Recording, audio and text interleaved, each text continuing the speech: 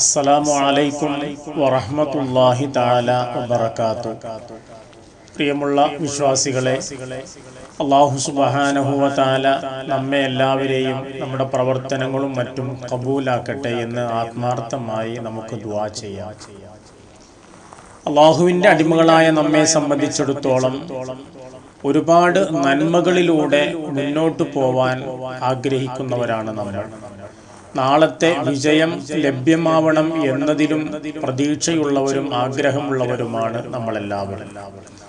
അല്ലാഹു സുബ്ഹാനഹു വ തആല ചില ആളുകളെ ഉന്നതിയിലെത്തിക്കുകയും ചില ആളുകളെ പരാജയപ്പെടുത്തുകയും ചെയ്യുന്ന ഒരുപാട് കാര്യങ്ങൾ അല്ലാഹു ദുനിയാവിൽ നൽകിയിട്ടുണ്ട്.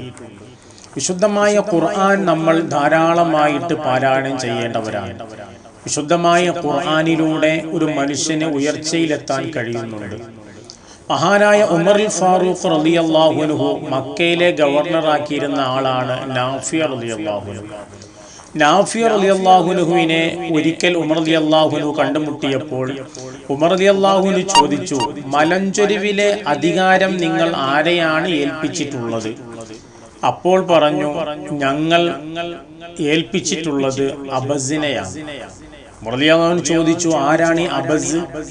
അപ്പോൾ പറഞ്ഞു, ഞങ്ങളെ കൂട്ടത്തിലുള്ള ഒരു അടിമയാണ്.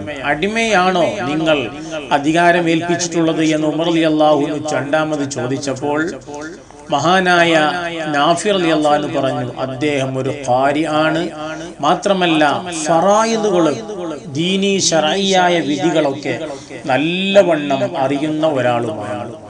അപ്പോൾ മഹാനായ ഉമർ റളിയല്ലാഹു അൻഹു പറഞ്ഞു, നബി സല്ലല്ലാഹു അലൈഹി വസല്ലം പറഞ്ഞിട്ടുണ്ട്, ഖുർആൻ കൊണ്ട് ചില ആളുകളെ അല്ലാഹു തആല ഉയർത്തുകയും ചില ആളുകളെ അല്ലാഹു തആല താഴ്ത്തുകയും ചെയ്യും എന്ന്. നമ്മൾ ആലോചിച്ചു നോക്ക്. വിശുദ്ധമായ ഖുർആൻ പഠിച്ച ഒരു പണ്ഡിതനായതുകൊണ്ട്, വിശുദ്ധമായ ഖുർആനിൽ നിലകൊണ്ട ആളായതുകൊണ്ട് മഹാനായ നാഫി റളിയല്ലാഹു അൻഹു ആ അടിമയായ ആളെ മക്കയിലെ മലഞ്ചൊരിവിലെ അധികാരങ്ങൾ ഏൽപ്പിച്ചു എന്ന് അല്ലാഹു തആല ഉയർത്തിയിരിക്കുകയാണ്. അല്ലാഹു നമുക്കും ഖുർആനിലൂടെ വലിയ വിജയം നൽകട്ടെ എന്ന് ആത്മാർത്ഥമായി ദുആ ചെയ്യാം. അസ്സലാമു അലൈക്കും.